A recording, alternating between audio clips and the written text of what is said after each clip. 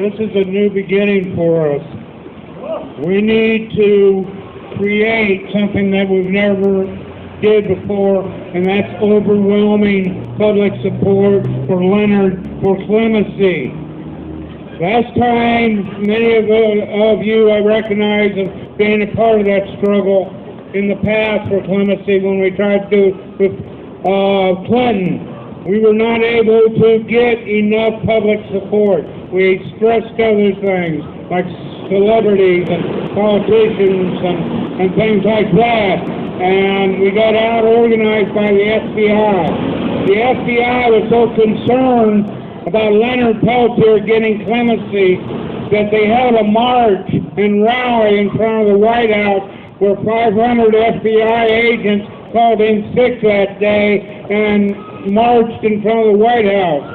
Actually, our taxpayers' money paid for them that day, if you wonder where that stuff goes that you send in. Well, this time we're not going to sit back and think that maybe we'll get it, that maybe the president is kind-hearted or something. This time we need to mobilize and create overwhelming support. Let there be no question in this land and internationally that the people demand Leonard Peltier be free.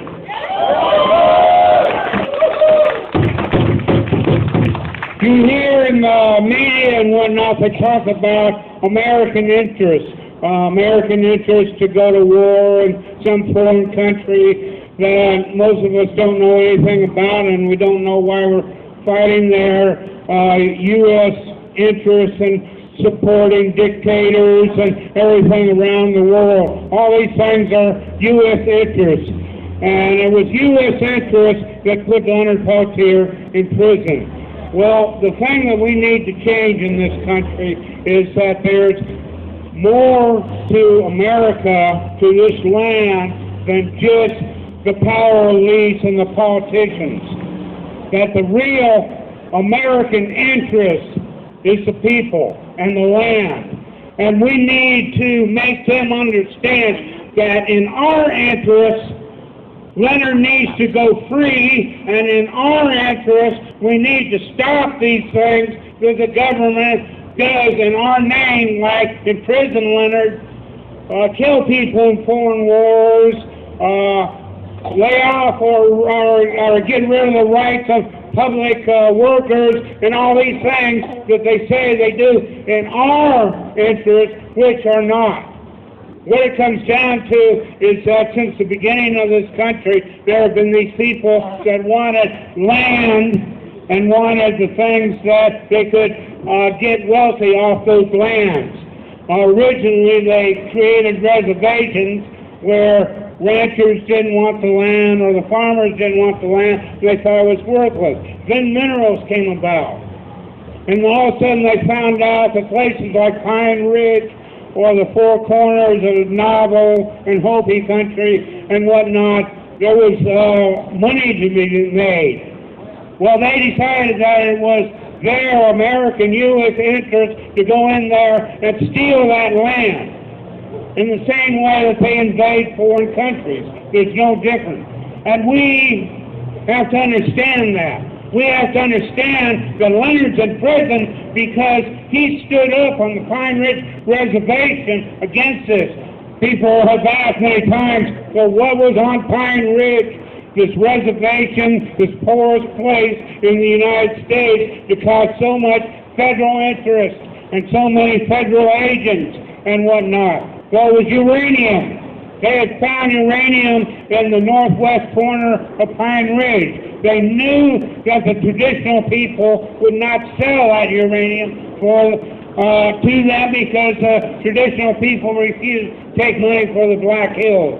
So they came up with a plan to steal it. And the way to steal it, the first thing they had to do was suppress the traditional elders. So when they started doing that, they requested AIM to come in because all of a sudden they found that they were being harassed, being shot at, being intimidated. They were trying to wipe them out. So AIM came in, and thus Wounded Knee occurred. And then after a wounded knee, it even got worse. All the murders that Ramona talked about, the villages that were shot up and everything, and in a 2.5-year period of time, the elders went back to AIM and said, we need protection. Could you come to Pine Ridge and protect us? Among the people that came to Pine Ridge was Northwest AIM. Most of the brothers and sisters at the encampment were Northwest AIM from here. So they came in to defend the people. So the government and the FBI knew that they had to do something to divert attention from getting that uranium. So they went in and caused a situation, an incident. What it comes down to is they use the excuse of looking for a young teenage boy who supposedly stole a pair of used cowboy boots in a teenage drunken fight. Okay, this is what we pay our FBI for. Not the 63 murders, but to chase down some native youth that supposedly stole a pair of boots. Well, that was their excuse. They took the 2 agents that came in were counterintelligence agents. They were FBI SWAT team agents. These were not run-of-the-mill FBI agents. So their superiors, and those are the people that were responsible for what happened, told them to go in. They said that they were following a red pickup truck out on the blacktop that supposedly this young teenage youth was riding in. Well, any logic would say that they would stop that truck out on the blacktop. Instead, they stood fall behind it onto the jumping full compound where they knew that there was a AIM encampment. And then they pulled up into a defensive position of the car, got out with their guns, and a firefight occurred. Well, this was just the same way that the Goon Squad and others had terrorized the Pine Ridge Reservation with drive-by shootings. Of course the people there were going to defend the elders. That was their job. That's something that everybody here would do, and probably damn everybody in this country would do. If it meant defending your family, your elders, you would do it, and that's what they did. Who's responsible for those deaths? It's the higher-ups, the FBI officials that sent them in that manner.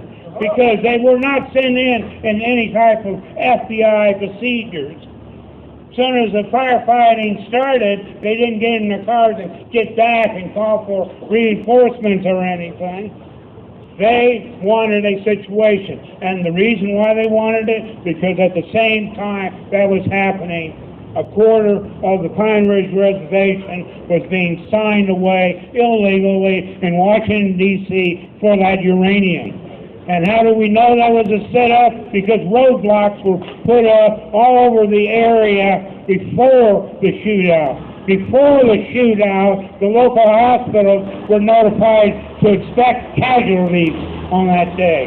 So something was going down. And it was the people that planned it that is responsible. Matter of fact, those are the people that should have been sitting in a prison cell since 1976, not Leonard. The original 2 members of AIM that went on trial were found not guilty by reason of self-defense.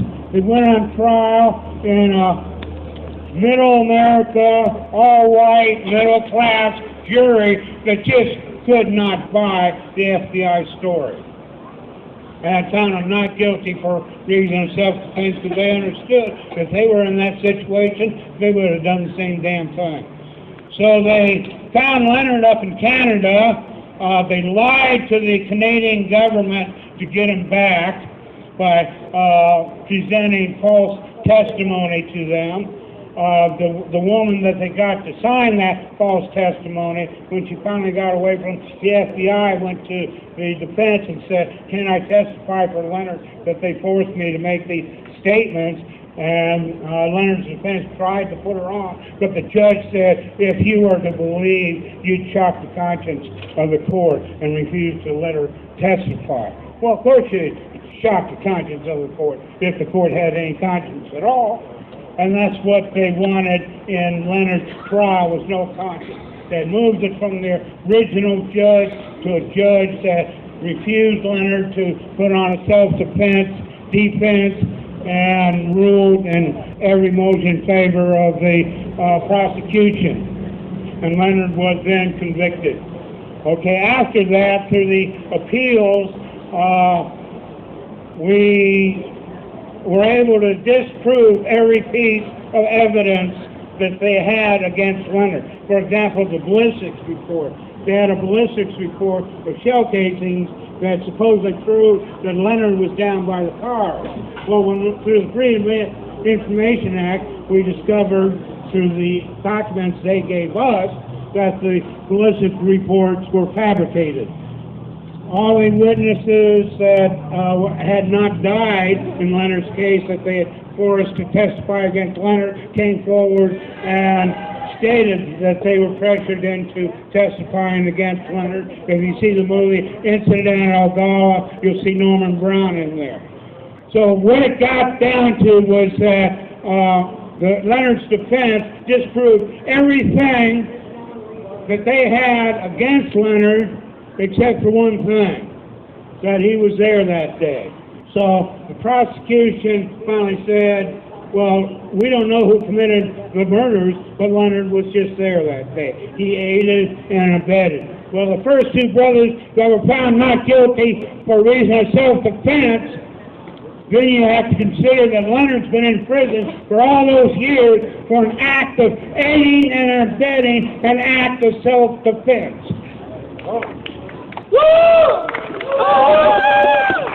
Even with that, we couldn't get Leonard a new trial. But the courts would come out like, in 2003, a court came out and said, yes, the government fabricated evidence, intimidated witnesses, withheld evidence, but we're not going to rule in favor of you, Leonard.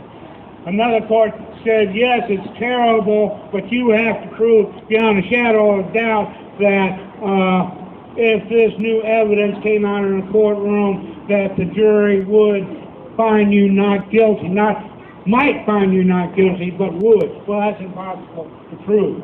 Even if Leonard was on the moon at that time, we can't say for sure that a jury would find him not guilty. So now we're back to clemency again. They have denied his parole. One year, he went in front of a parole board that ruled in favor of Leonard. Then the parole commission stepped in, fired the parole officer, and changed the ruling and said, oh, you got to wait for about 20 more years. So now we have to do clemency again. And the only way we can do it is if each and every one of you find somebody else to help you. We have these petitions going around. Somewhere we're going to be handing out copies of the petitions. Take as many as you can. Sign the petition, send them in. If you belong to any type of organization, get resolutions passed. And then when we come out again, try to get your other brothers and sisters to come out for you. I know Portland's going to be having an event in November. And come this February again, we stopped rallies here in 2007 after 14 years of them in February. But this coming February, we're going to be out here in Tacoma once again demanding clemency. And we'll keep this up internationally, everywhere, until Obama realizes that he has to free Leonard. There is no choice